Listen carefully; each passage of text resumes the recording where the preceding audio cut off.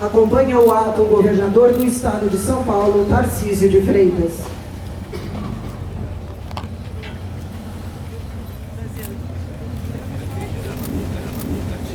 O professor Adilson César fará neste ato a transmissão do comando do Exército Constitucionalista, a senhora Anabela Carneiro, filha do general Cândido Carneiro, cujas cinzas estão no obelisco. São Paulo, 9 de julho do ano de 2023. Passados 91 anos da grandiosa epopeia da Revolução Constitucionalista de 1932, aqui nos encontramos para relembrar e aplaudir o bravo povo paulista, que não aceitou viver sob o jugo de uma ditadura, onde a lei era amordaçada e a Constituição encontrava-se abolida. A Revolução Constitucionalista de 1932 deve ser lembrada como um dos episódios mais importantes da história do nosso país. Em 1932, governava o Brasil o ditador Getúlio Dornelles Vargas, homem de pouca estatura física e moral, mas com grande sede de poder. No dia 23 de maio de 1932, durante manifestações contra um jornal que apoiava Vargas, 4 jovens estudantes paulistas foram assassinados. Foi o estopim para a deflagração do movimento. A adesão do povo paulista foi total. São Paulo tinha 7 milhões de habitantes. Em semanas foram arregimentados 200 mil voluntários. Homens e mulheres doaram ouro para cobrir os custos da guerra contra a ditadura de Vargas.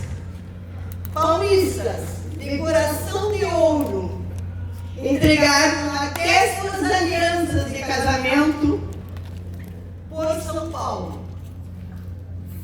Para combater São Paulo, Vargas mandou um exército de 100 mil homens armados até os dentes.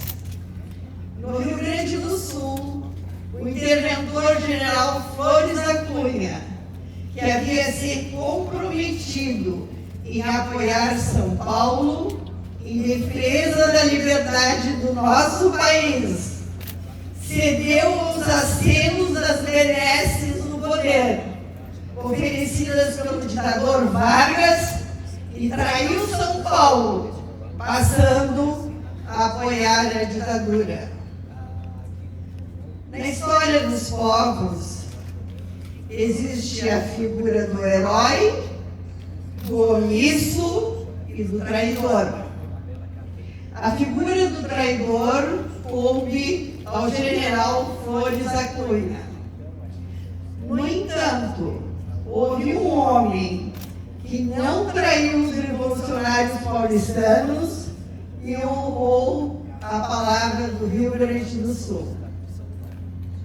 Na fria madrugada de 13 de setembro de 1932, às margens do Luluia, afluente do Rio Fão, o general gaúcho Cândido Carneiro Júnior, juntamente com seus comandados, travou um sangrento combate com a tropa de elite da Brigada Militar do Rio Grande do Sul, o regimento Bento Gonçalves. Cândido Carneiro Júnior também dispunha de pouco armamento, mas assim mesmo combateu até o último cartucho, com perdas humanas de ambas as partes. Vargas perseguiu ferozmente os revolucionários paulistas. A mesma atitude teve Flores no Rio Grande do Sul. homem de muitas posses, Cândido Carneiro Júnior assumiu sozinho todos os atos praticados por seus comandados. Assinou a escritura pública dos seus bens para ressarcir o Rio Grande do Sul, conforme determinou Flores da Cunha. Mas Flores não parou por aí. Cândido Carneiro Júnior foi preso, perseguido, conseguiu fugir da prisão, encontrou abrigo em solo paulista e posteriormente partiu para o exílio no Paraguai. Os revolucionários constitucionalistas de 32 deram para a pátria amada sua maior riqueza, sua vida e seu sangue na luta por um país livre. Os constitucionalistas de 32 travaram um combate de morte pela liberdade contra o poder de um tirano. São Paulo lutou em favor do Brasil, por amor à pátria e à liberdade. O paulista foi a ponte para a democracia em um momento sombrio da nossa história. São Paulo falou bem alto que não tolera ditadores e seus discípulos sem o menor sentimento de amor à pátria. São Paulo é orgulho para o Brasil. Deus salve os valentes e heróicos constitucionalistas de 1932. Deus salve o Brasil.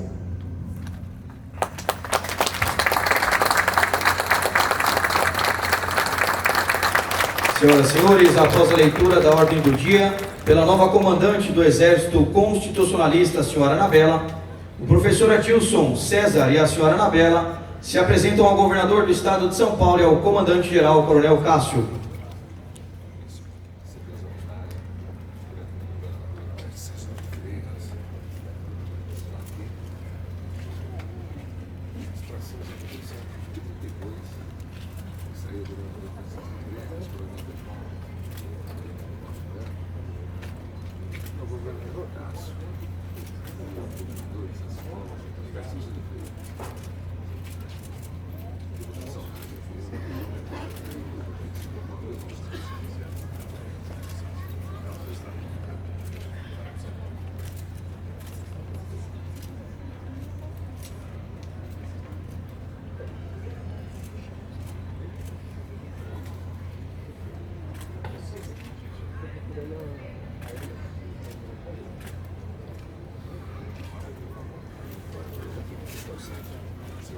Solicitamos às autoridades que retornem aos seus lugares no palanque e o novo comandante do Exército Constitucionalista embarcará em sua viatura para prosseguimento da cerimônia.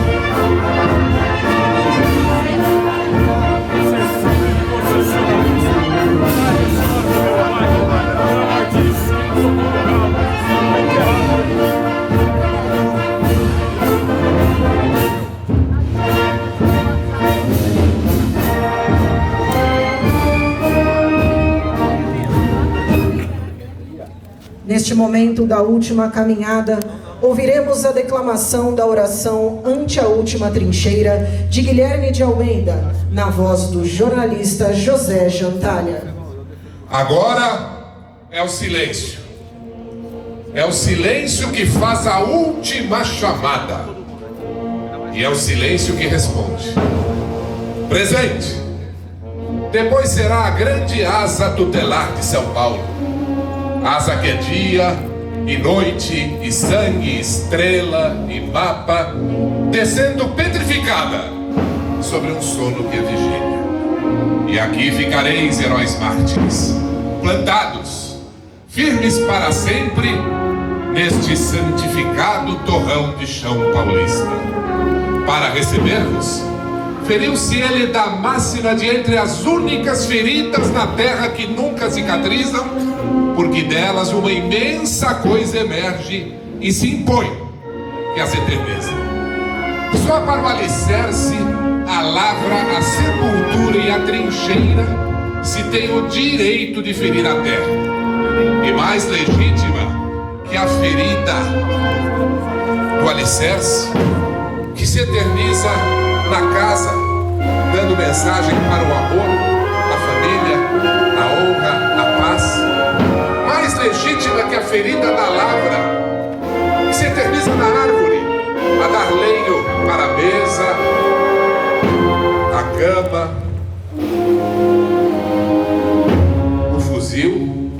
Mais legítima que a ferida da sepultura, que se eterniza no mármore, a dar imagem para a saudade, o consolo, a bênção, a inspiração.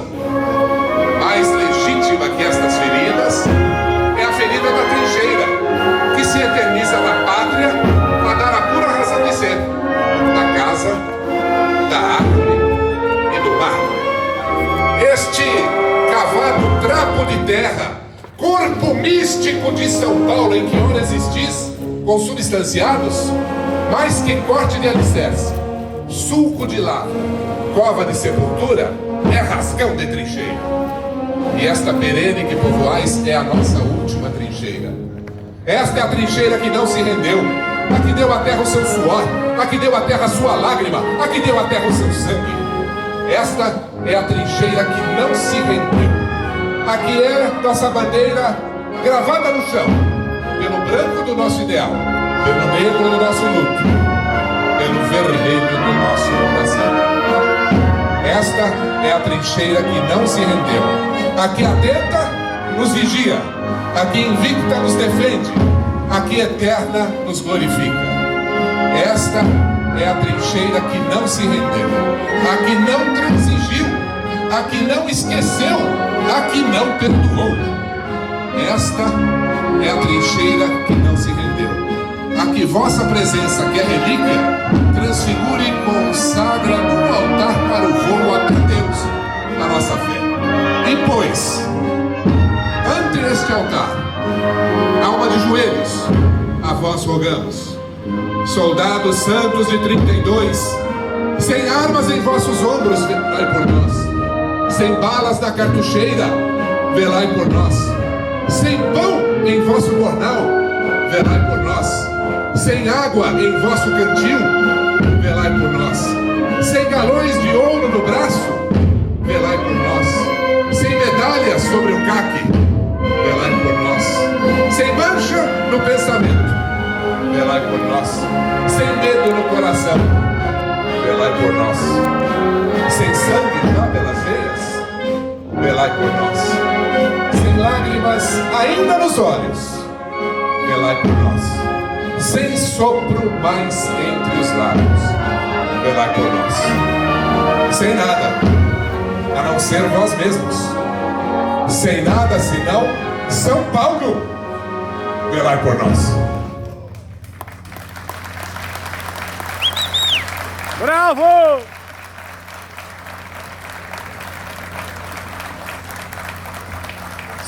Senhoras e senhores, neste momento o cortejo fúnebre já está posicionado para a salva de tiros. Guarda! Ei, funeral!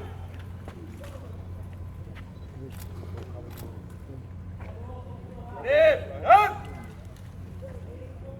Carregado! Apontado! Preparado!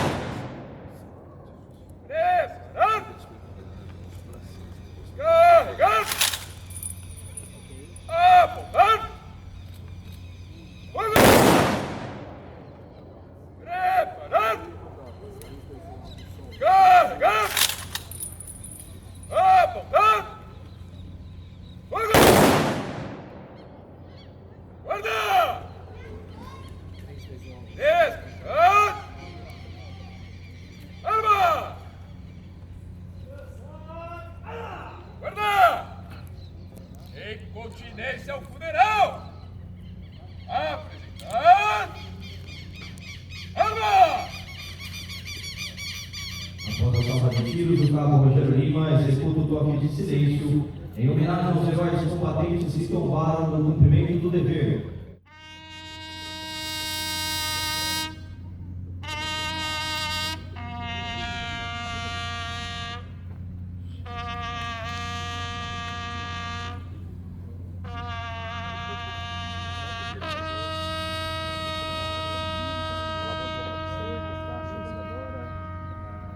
As urnas serão levadas ao interior do mausoléu pelos alunos oficiais da Academia de Polícia Militar do Palo Branco, onde por lá serão prestadas as últimas homenagens aos heróis.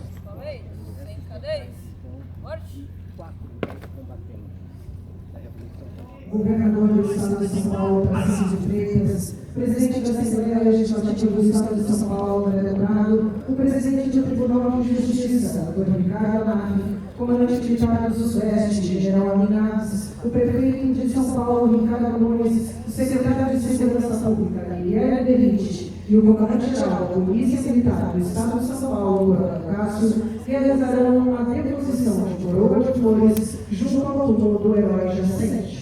Acompanha o ato o presidente da Sociedade de Veteranos de 32, Carlos Romano. Pela liberdade da nossa cidade de São Paulo. Ó Pai de misericórdia, em vossas mãos entregamos mais uma vez a esperança de que esses nossos heróis ressuscitarão no último dia, todos que em Cristo conheceram. Porque a Cristo eles se entregaram e a Cristo também seguiram dando suas vidas para que haja paz e liberdade em São Paulo e no nosso Brasil. Abri, Senhor Deus, para eles todas as portas do paraíso. E a nós que aqui ficamos e prestamos essa homenagem, consolai-nos, até os familiares, a nossa história de São Paulo, com a certeza que um dia nos encontraremos todos na vossa casa. Assim na terra como no céu, o pão nosso de cada dia nos dai hoje. Perdoai as nossas ofensas, assim como nós perdoamos a quem nos ofende. Não nos deixeis em tentação, mas livrai-nos do mal. Dai, Senhor, esses vossos filhos a paz eterna e essa paz. Louvado seja nosso Senhor Jesus Cristo. Sempre seja louvado. Pedimos a todos a gentileza de retornarem ao lado externo para darmos continuidade à solenidade.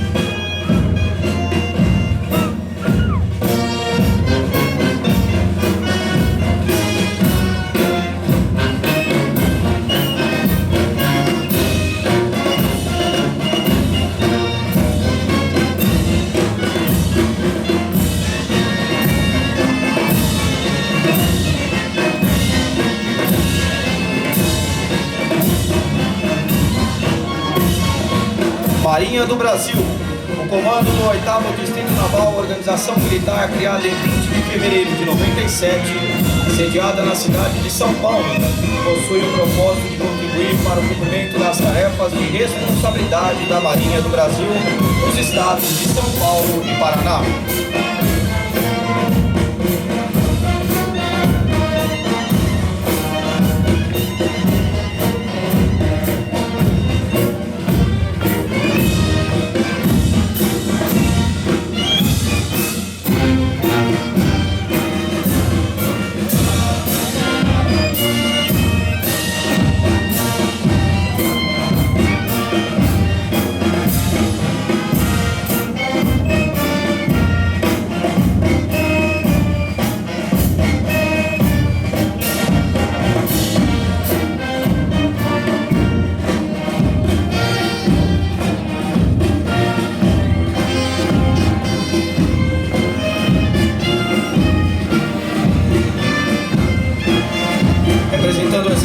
Brasileiro desfila 2 grupamentos de oficiais, sargentos e alunos do Centro de Preparação de Oficiais da Reserva de São Paulo, Centro Solar dos Andradas. Tradicional organização militar que participou da Revolução Constitucionalista de 32, junto às forças revolucionárias.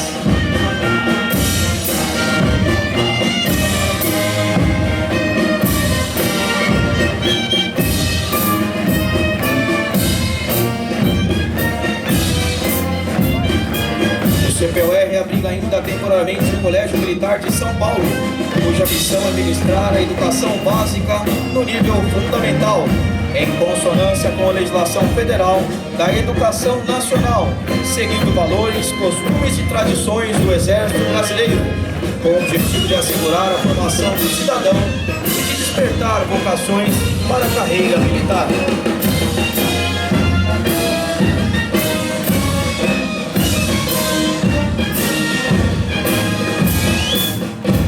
Adentra a zona de desfile o grupamento da Polícia Militar do Estado de São Paulo, comandado pelo Coronel Renato Lopes, e é seguido pelo seu Estado-Maior, com representantes do Comando de Policiamento da Capital, Comando de Corpo de Bombeiros, Policiamento de Choque, Policiamento Rodoviário, Ambiental, Comando de Aviação e Policiamento de Trânsito.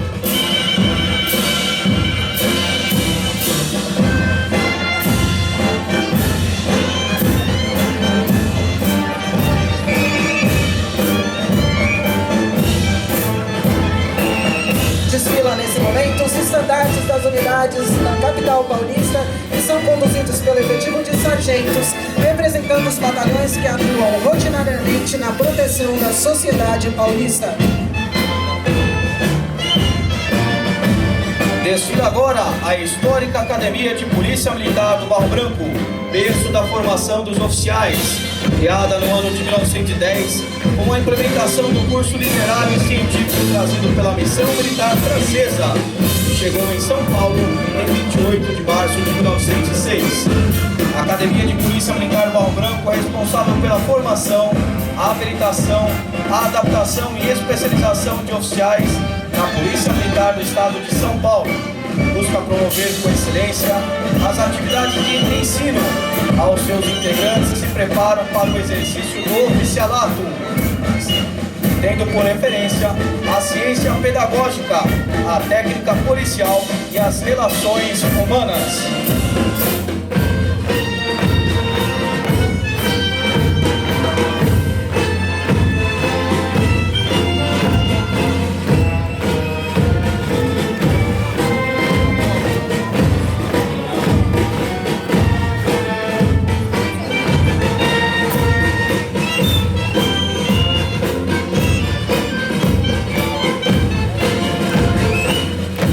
Desde 1936, a Escola Superior de Sargentos cumpre com o compromisso de formar e aperfeiçoar o melhor sargento do Brasil.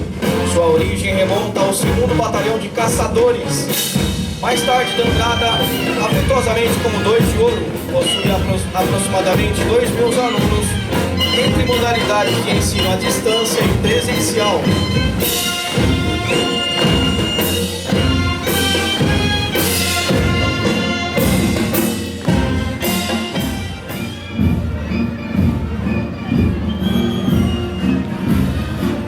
O Regimento de Polícia Montada 9 de Julho é uma das unidades mais tradicionais da Polícia Militar do Estado de São Paulo. A denominação 9 de Julho para o Regimento de Cavalaria foi uma iniciativa do então governador do Estado de São Paulo, Jânio Quadros, em 7 de novembro de 1955, como homenagem do povo paulista à sua heróica participação na Revolução de 1932. Atualmente atua na preservação e manutenção da República, operações rurais, urbanas, em controle de tudo e principalmente do policiamento preventivo.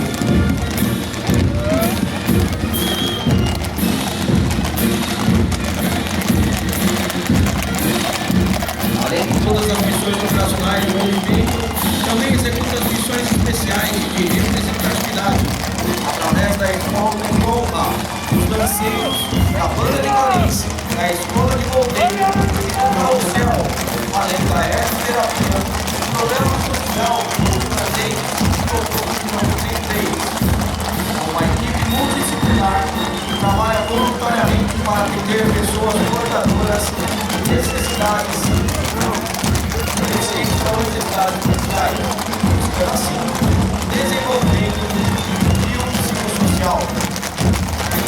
O Regimento de Produção da 9 de Julho é uma das unidades mais tradicionais da Polícia Militar do Estado de São Paulo, que participou dos principais eventos que marcaram a história nacional, contribuindo para que o país sedimentasse suas instituições.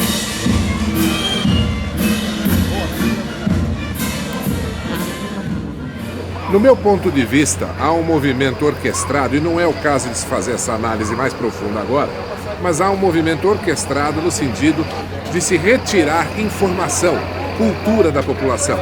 Aliás, de não fornecer nenhuma informação, nenhuma cultura. Então, estes movimentos da ordem e do nível, por exemplo, das comemorações da Revolução Farroupilha, a Guerra dos Farrapos, da comemoração da Revolução Constitucionalista de 1932, na verdade, são movimentos que estão trabalhando na contrafação deste trabalho de deixar toda uma massa de pessoas sem conhecimento. Conhecimento histórico, conhecimento daquilo que realmente aconteceu em São Paulo, no Rio Grande do Sul, em todos os estados brasileiros e no Brasil. Então, este estudo que é feito, na verdade, ele acontece na prática. Porque quando você apresenta textos pertinentes, por exemplo, como foi o caso aqui, nesta comemoração de 9 de julho de 2023, textos pertinentes à Revolução de 1932, você está trazendo essa história e está, de uma forma, vamos dizer, até lúdica, né? Porque fica tudo muito divertido, muito alegre, você está ensinando as pessoas. Há momentos mais sérios, mais solenes, como foi, por exemplo, a leitura hoje da Ordem do Dia, que foi uma aula de história. Então nós precisamos fazer isso para as crianças, para os estudantes, para a população em geral, todas as pessoas receberem informação do que aconteceu, qual é a verídica, qual é a verdadeira história da nossa terra. Este é o verdadeiro resgate, este é o trabalho que precisa ser incentivado por todos os governos.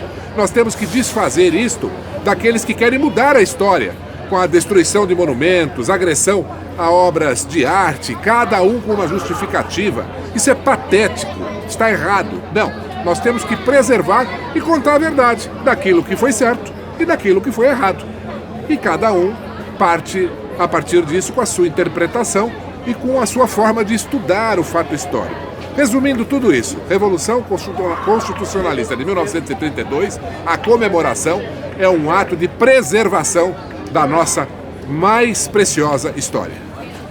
Agradeço à Sociedade Veterana de 32, MMDC, ao Carlos Romanoli, à Janaína Expositor e ao Rodrigo Gutenberg. Também ao Governo de São Paulo pelo convite para participar das comemorações em honra daqueles que lutaram pela defesa da Constituição do Brasil. Quero enaltecer também a escolha de uma mulher para assumir o comando do Exército Constitucionalista em nome de todos os combatentes e de seus familiares. Lembrar brasileiros e brasileiras que lutaram e não mediram esforços.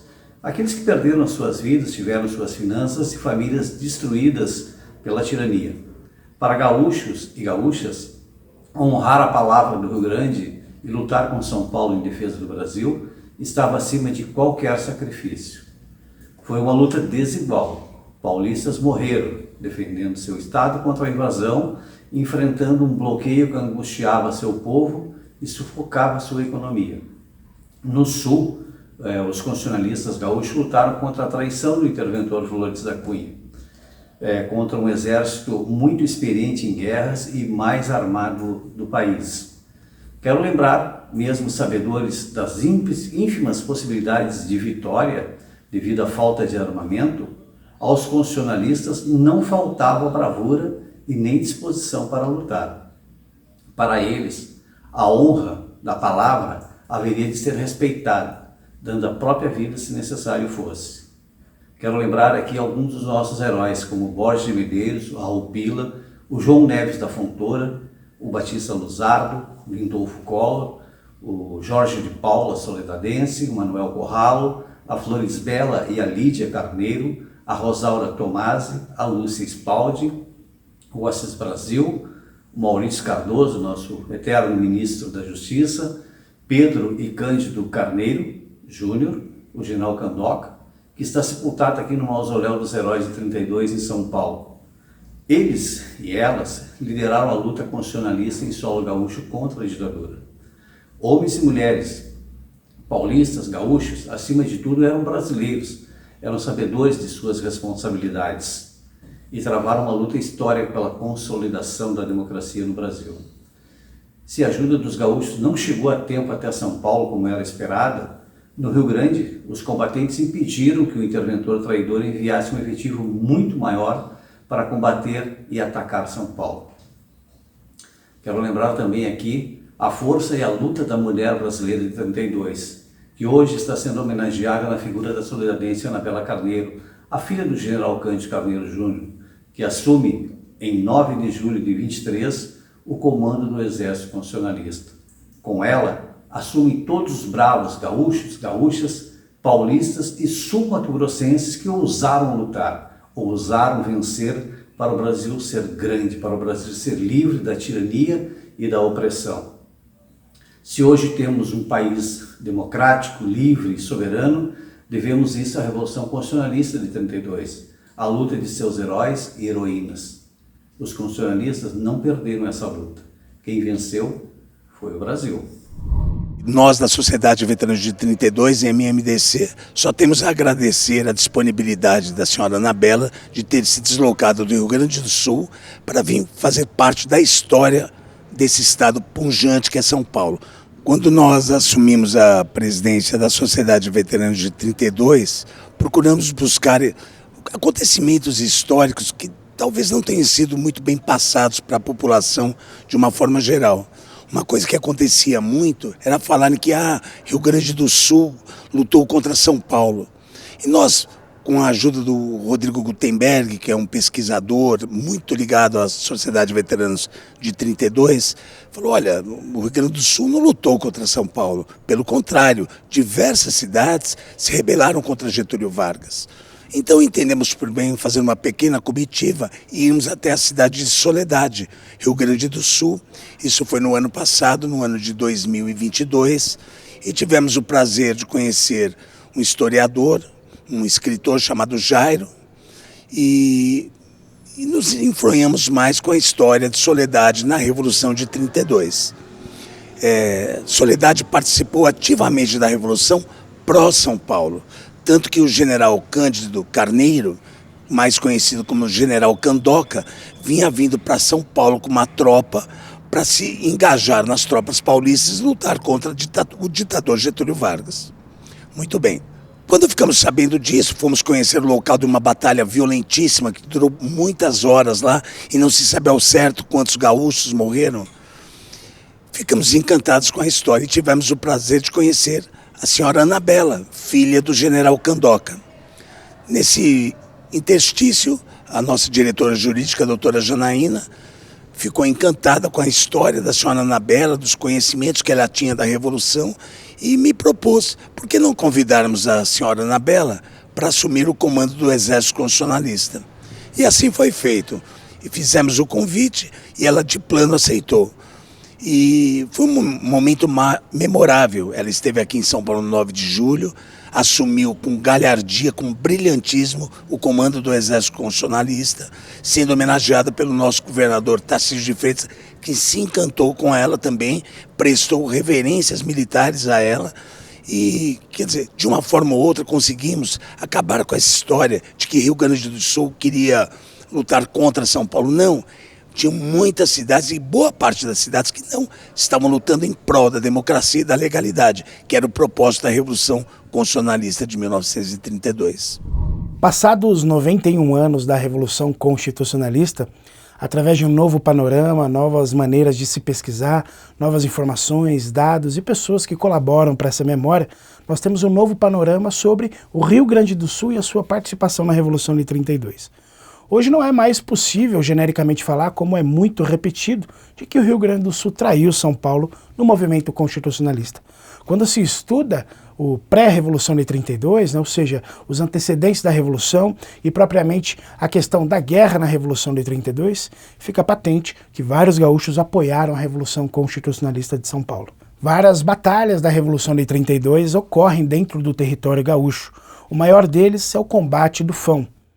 Em 2022 eu estive lá na localidade do combate e pude conhecer um pouquinho mais dessa história em loco, onde anualmente são feitas homenagens aos gaúchos que ali tombaram seguindo São Paulo na Revolução de 32. O combate do Fão deixou uma marca muito grande no território gaúcho por ser ali o maior combate efetivamente, embora outros combates permeiam também toda aquela região de Soledade, Espumoso, Xavier Fontoura e diversos municípios. Importante e interessantíssimo a nomeação de Dona Ana Bela Carneiro, filha do general Candoca, para ser a nova comandante do simbólico Exército Constitucionalista, que desde 1957 faz a sucessão de comandos desse simbólico exército, feito pela Sociedade Veterana de 32, a fim de imortalizar a história de 32. Dona Ana Bela Carneiro, filha do general Candoca, que é um dos líderes da Revolução de 32 no Rio Grande do Sul, veio até São Paulo a fim de assumir esse comando em sessão solene, com a presença do governador, diversas autoridades e, claro, da diretoria da Sociedade Veterana de 32. Indo direto ao ponto, quando se fala em Revolução Constitucionalista dentro do Rio Grande do Sul, nós temos várias informações que referendam, que certificam e que nos mostram os combates que lá ocorreram. Gaúchos contra gaúchos. Gaúchos que apoiaram São Paulo contra gaúchos que acabaram não apoiando. Sabe, moço, que no meio do alvoroço tive um lenço no pescoço que foi bandeira para mim, que andei em 1000 peleias, em lutas brutas e feias, desde o começo até o fim. Sabe, moço, depois das revoluções, vi esbanjarem brasões para caudilhos coronéis, vi cintilarem anéis, assinatura em papéis, honrarias para heróis. É duro, moço, olhar agora para a história e ver páginas de glórias e retratos de mortais. Sabe, moço, fui guerreiro como tantos que andaram nos 4 cantos sempre seguindo um clarim. E o que restou? Ah, sim, no peito, em vez de medalhas, cicatrizes de batalhas foi o que sobrou para mim. Prometemos salvar o nosso povo pela dedicação mais varonil.